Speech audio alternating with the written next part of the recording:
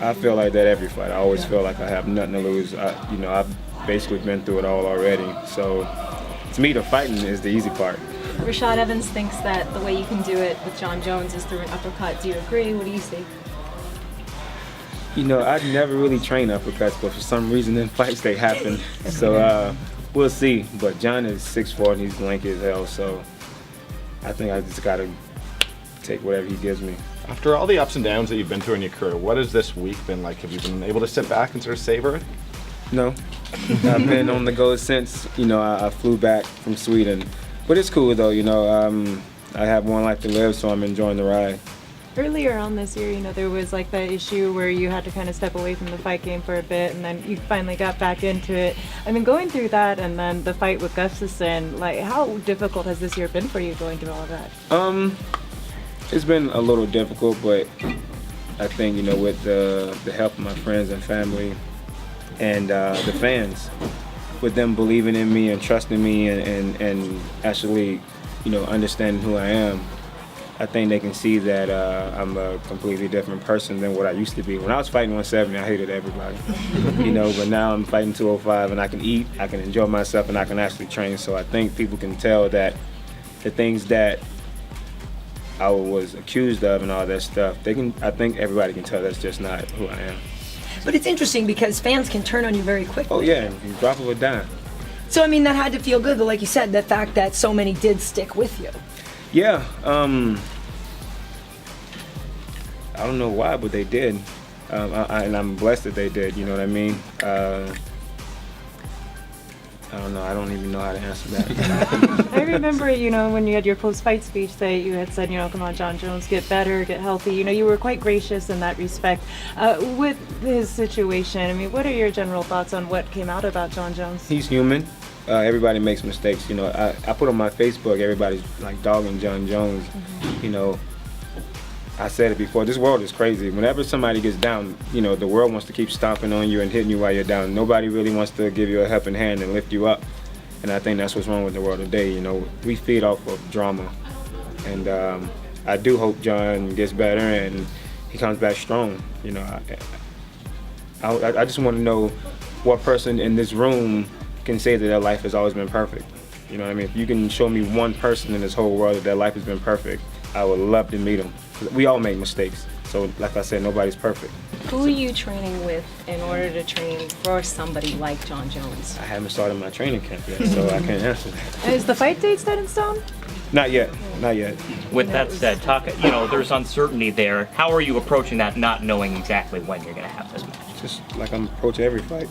Just enjoy myself and train when I need to train. But right now, I'm still on the treadmill running and making sure my cardio stays where it is. So Anthony, leading up to your fight with Gustafsson, you told us that you weren't trying to win over any Swedish fans, but despite that, you managed to do so through your demeanor and through your performance.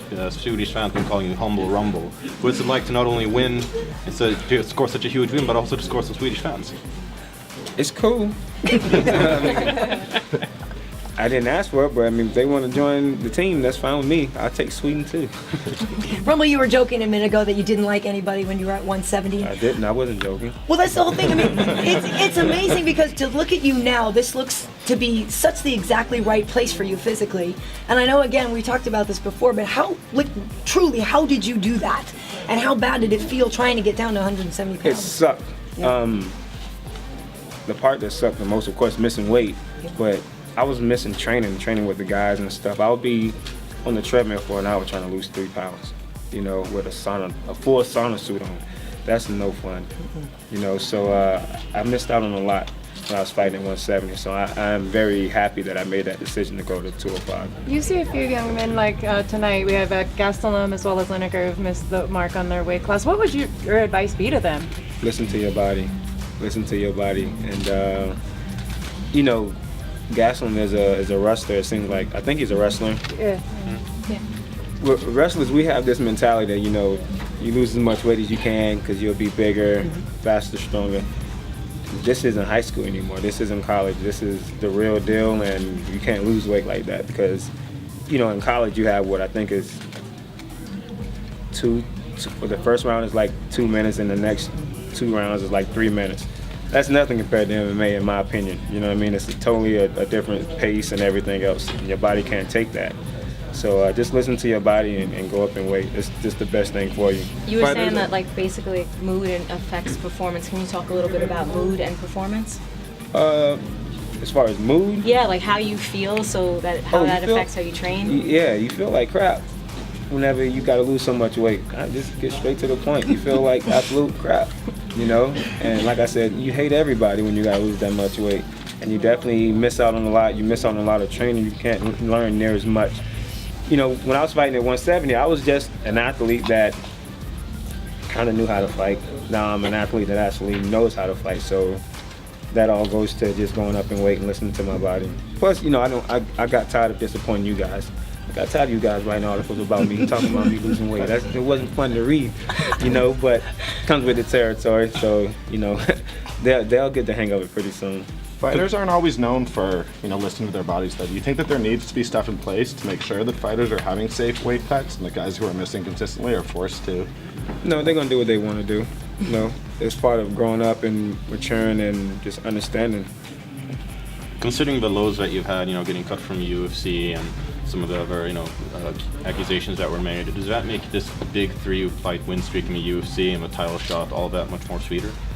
Yeah, I feel like I've hit rock bottom already. So having the success that I'm having right now, this is just fun to me and it's making everything so much better. So you think getting cut kind of was a blessing in disguise? It was a straight blessing. That's all you can put it.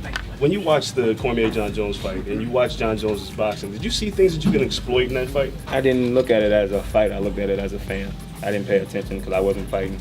Something Jones has been notorious for is trying to beat fighters at what their strong point is, what their strength is. How much do you think he'd be willing to stand and trade with you? I think he'll try. He's like GSP. If you're good at something, he'll definitely try and be better at it than you are. So I welcome him to it. What do you That's do? fine with me. That's more exciting for the fans. What do you do for fun?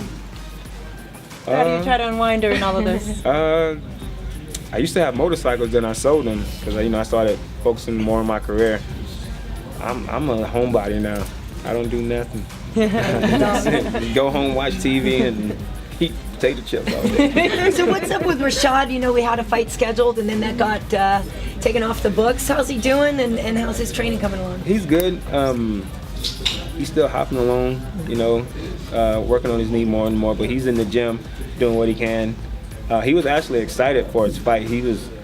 I was 2 or 3 weeks away from my fight, and he came in, and I think he had just started this camp, and this dude is like 225, 230 pushing me around, and I'm like, come on, dude, like, you gotta fight. It's so far away. Why are you trying to go so hard? But he was definitely motivated to get in shape and come back. He definitely wants to make a statement when he comes back. One of the things you did really well in Gustafsson fight was sort of cutting off the cage. You didn't let him use that distance. Is that something you're going to be working on, especially much for the Jon Jones fight? I do that every fight. You didn't see Phil Davis? Well, yeah, but the results were pretty spectacular lately, though. Yeah, I mean, that's just what I do now. I just make sure I stay in people's face so they can't get away from me too much. And how much are we worried about that for a front kick to the knee that Jones is pretty known for? I'm not worried about it.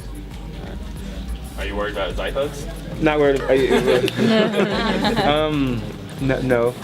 Usually when people poke me in the eye, I kind of end it pretty quick. How does your body feel at 205? Now that you've fought quite a few fights at 205, compared to 170, you ever look back and say, why did I keep doing this? I say it every day. Yeah. But I don't regret going down to 170 because if I hadn't have fought at 170, I probably wouldn't be in the position that I'm in right now. People probably wouldn't know who I am, because at 170 I was just huge. The biggest 170 probably you'll ever see. Then I kept missing weight. So you got 2 reasons why you know me. And but it's night and day between 205 and 170. I feel amazing at 205. I'm happy. Like I said, I can eat. I can enjoy myself now. Life is just beautiful. You mentioned before they hit rock bottom before coming to this, highest high. A lot of fighters, they get there, they hit that rock bottom for different reasons. What advice would you have for them? They just got to stop giving up and have a good support system. Most importantly, if I would have given up when I hit rock bottom, my granddad would have probably been doing backflips in his grave. And, I think about that. He always taught me never to give up. And my grandmother, she she loves the fact that she gets to go into town and people know who she is now. So I want to make sure she keeps her high. You know what I'm saying? So I never want to disappoint my family, and I don't want to be one of those what is it? Could have been guys they talked about like on Share Dog. You know, guys that had the potential of being a champion or this and that. I don't want to be in those stories. I want to be a guy that they said, you know, he didn't give up regardless of anything.